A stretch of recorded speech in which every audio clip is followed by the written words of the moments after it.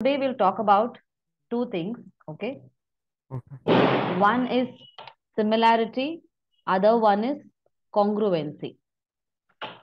Similarity and congruency. Many Okay. children have this doubt of what is similarity and what is congruency.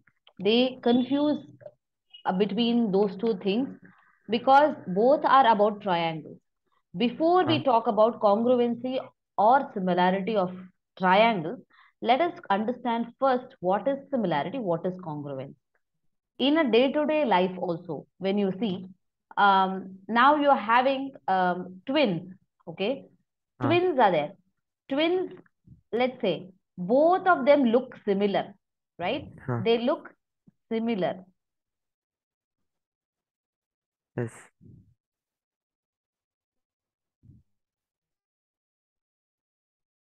So when their twins are there, okay, they are similar. What do you mean by similar? They look same. Another example of similar, if you say, let's take a passport size photograph and one stamp size photograph. If you take like that, if you see, you have having a person here and you're having a person here also, right? And now what happens? It's the same person. The size is stamp size and a passport size photograph, this one, and this is a stamp size photograph. Both of this looking similar. Uh, for example, say here the nose is not longer than nose is here. If you see, everything is proportional. That is called similarity. Now, what do you mean by congruency? Congruency means I take one stamp size photograph, another stamp size photograph. If you see here, same photograph, let it be. Now, let's say if we are going to measure only the head or something like that. If you measure the head in this thing, stamp size and passport size, this will be larger and this will be smaller. But if you see here, the head here will be same and same. This is called congruent. This is called congruent. This is called similar. If you see, what is the major difference here? Everything is same. It's the same person. But in similarity, if the head is big in the passport photograph, head is small in the stamp photograph. But both the things are proportional, we say. That means what? If the head is 1 centimeter in length, let's say, then here it will be 2 centimeter. If the face length is 2 centimeter, then here the face length will be 4 centimeter. That means what? Proportional means what? 1 into 2 is a 2. Then here 2 into 2 is a 4. That means how much ever the head is increasing, that much only the face length also is increasing. That by that factor. That is why it's called as proportional. But here, if you come to congruency example, let it be any photograph, this stamp size photograph, this stamp size photograph. The head is 1 centimeter in length, means here also 1 centimeter only. If the face length is 2 centimeter, here also the face length is 2 centimeter. Everything is same, not just the angle. If you see here in similar, the angles are all same. All are 90 degree in the photographs, right? All are 90 degree. With both are rectangles, right? Both are rectangles. So the angles are all 90 degree, no doubt. But the sides, they are not equal. They are not equal. Here, if it is 2, here it is 1. Here it is 4, then it is here it is 2. So, but however, the factor by which it is done is 1 into 2 is 2, 2 into 4 is 2 into 2 is 4. Like that, how much ever one thing is increasing, by the same amount only the other thing also increases. That's why it's called proportional and similar. But if you come to congruency, of course, here everything is 90 degree. That means all the angles are 90 degree. All the angles are 90 degree. And also, even the sides are also same. That means 1 centimeter here, 1 centimeter here, 2 centimeter here, 2 centimeter here. So all the sides are also same. So this is a basic difference between a similarity and congruency of anything, okay? Of anything. If any, do you think only similarity and congruency is there only in triangles? That's not the case. Now, when we say, so this square and this square, are they similar or congruent? They are congruent. One more important trick I will tell you about how to remember congruency or similarity. Congruency means, imagine your book, okay? The book that you open and close, right? If you open it and close it, what happens? Exactly, it will overlap. Every edge of the book will touch the every edge of the other book, other side of the book, right? Open the book and close the book. It will exactly match, exactly sit on each other. That is called congruency. Okay. Now, let's say, so this is also congruent. That means to say what? If I take this circle and keep it on this circle, it will exactly sit on each other. That's called congruency. Now, what is the similarity? Let's say square is there and a big square is there. What happens? It is similar. That means what? One is, all the angles are all same. See here, all this 90, this is 90, this is also 90. This is 90 degree, this is also 90 degree. All the angles are same, but the sides are not same. That means they're exactly not overlap, but they look same. That means they look similar. Now, if I go for a circle, this circle and this circle, both are similar. Both are similar. Just that if the radius here is 1 centimeter, here the radius is 3 centimeter. So if I go for a radius here 1 centimeter, this is say 3 centimeter. 1 centimeter here, 3 centimeter here. If I take some other radius, this is 1 centimeter, then this will be 3 centimeter. So this is called similarity. What did we say? In similarity, there's a proportionality. That means what? Here it is 1 means 1 times 3. 1 times 3 is 3. 1 times 3 is 3. So in similarity, there's something called a factor by which it becomes larger or small. And by that factor only, it is proportional. And this, so these figures are all similar figures. And these figures are all congruent figures. I hope the difference between similarity and congruency is clear. Next, we are going to talk about what is the criterion for congruency and similarity. Now see, now let's say take two triangles, right? We'll take two triangles. Now, we'll talk about congruency on one side and congruent on one side and similar on one side. So if you see here, both these triangles, I'm going to assume that it exactly overlaps. Okay. Here, I take a little smaller triangle and little larger triangle. Okay. Now, a congruency means what? One overlaps another. The other one, similar means what? The one is smaller in size, one is larger in size. Now, what is the necessary condition and sufficient condition? If you remember this, then you will never go, confused about when to use congruency, when to use similarity. Now, necessary condition means what? See, in a triangle, what are the things that are there? There are three angles. So this angle, right? This angle,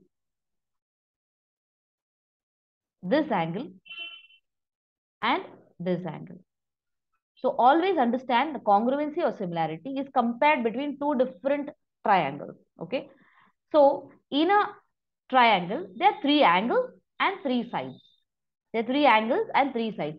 Side 1, side 1, side 2, side 2, side 3, side 3.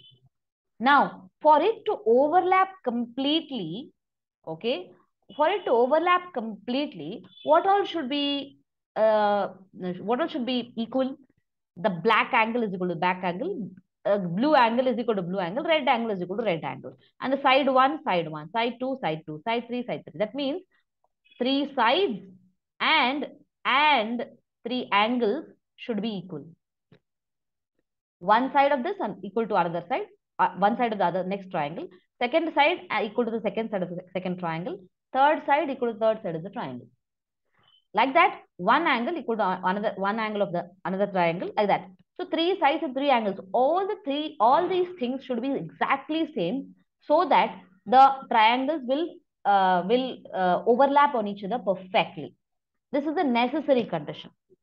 Similarly, for similar triangles, what is the necessary condition? If you see, what will happen? We know that for similar triangles, we don't need the sides. We already know that the sides are all never equal. Sides are never equal. Three angles, if they're equal, that's sufficient. That means what? This angle is equal to this angle. Then this angle is equal to this angle. Blue is equal to the blue. And red is equal to the red. If these three things are proper, equal, surely the sides, the sides will be proportional. Means what? If this is 1 centimeter in length, if this is 3, and if this is, 1 centimeter, okay, 3 centimeter here, and if this is 2 centimeter here, then this surely will be 6 centimeter. Why? Because 1 3 is 3, 2 3 is 6. So if I say this is 2.5, if I say like that, what happens? 2.5 into 3, that will be 7.5 centimeter. This will be. Surely that will be the case. That means what? Three angles should be equal for, necessarily equal for similarity. Now, of course, three sides and three angles are required here, but sometimes do we need to know all the three angles and three sides to show whether the two triangles are congruent? Not required. Everything is not required. When you say sufficient, ishte saku. Ishte saku. Okay, that much is enough. Like, for example, now we are having three angles and three sides. Now, just think and see, if two angles are equal, the black is equal to black, blue is equal to blue, then surely the third angle, the red angle, will be equal. Why? Because the sum of all the angles in a triangle is 180. Let it be any triangle. So if two angles are same, okay, the black angle, okay, angle 1 plus angle 2 plus angle 3, if that is equal to 180 degree, we know, and we know angle 1 and angle 2 is equal, then surely the third angle will be the same only. So the necessary condition, the sufficient condition is, we don't need all the three angles. Two angles is sufficient. So this is a very famous thing. Sufficient condition means, though here 3 and 3, 6 conditions that are there here, but our mathematicians have found that only 3 conditions are sufficient. Andre 3 conditions matra saku. Means what? ಎರಡು side, 2 sides and 1 angle. Okay, that means if I know one side is equal to one side, another side is equal to another side, and an angle between them is equal, then surely the third side length will be a fixed one. So this is why they say this two sides and angle between them, if it's equal, then rest of the things also will be equal. Or we'll say three sides also if they're equal. Okay, if three sides are so equal, surely the angles inside them are equal. Or two angles are equal, and between them whatever the side is there, if that is equal, then also that is sufficient. Those 6 conditions are required, but if these 3 conditions are met, enough, it is congruent. These 3 conditions are met, enough, it is congruent. These 3 conditions are met, enough, congruent. If it's a right angle triangle, that's again nothing but ASA. So right angle is there, okay, sorry, SAS it is. Right angle is there, okay, right angle is the angle here, and one hypotenuse is equal and one side is equal. So either way, that's the same thing. So either two sides and one angle, or two angles on one side, or three sides also. Any of these three things, if it is equal, 3 conditions are enough for us to know whether it is congruent. Now, what do you mean by what? Let's come to similarity. Similarity, we said the necessary condition was 3 angles should be equal. Because we know in similar figures, The sides are not equal. One is long, one is big, and one is small. One is large and one is small. Okay. So, but however, they look similar. For that, three angles being equal is enough, sufficient, and so necessary. But again, going by the angle sum property of a triangle, we know that though we require three angles to be equal, if we know two angles are equal, if we know two angles are equal, that means, say this is 30 degree and this is 30 degree, and this is 60 degree and this is 60 degree, okay, or 65 degree, whatever. We surely know that 30 plus 60 is 90. So the third angle should be 90. Here the red angle, here also again it will be 90 with the angle sum property. That means what? Two angles, if they're equal, that's sufficient. That's because that itself shows that the third angle will be equal. Therefore, the sufficient condition, ishte saaku, ಎರಡು angle ಮಾತ್ರ equal ಇದ್ರೆ ಸಾಕು. From this, we can know that it is similar. Now, I hope you understood the basic difference between congruency and similarity.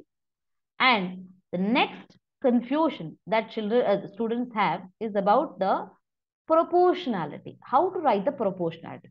Now, proportionality is there only in similar, because in congruent means fully overlap. Remember that one thing, congruent means fully overlap. All the sides are equal. There is no proportionality in all. This one side equals to another side, one side equals to another side, same thing happens. But only in similar. Similar means one is small and one is large. Only there you are having this proportionality. Now, how do we decide which is proportional to what? Okay, for that, I'm going to draw two different kind of a uh, you know triangles, so that you can differentiate it. So here I'm going to tell that two, what is the sufficient condition? Two angles should be equal. So let's say angle A is equal to angle Q. We know angle A is equal to angle Q. Then we know angle B. Let me take a different color.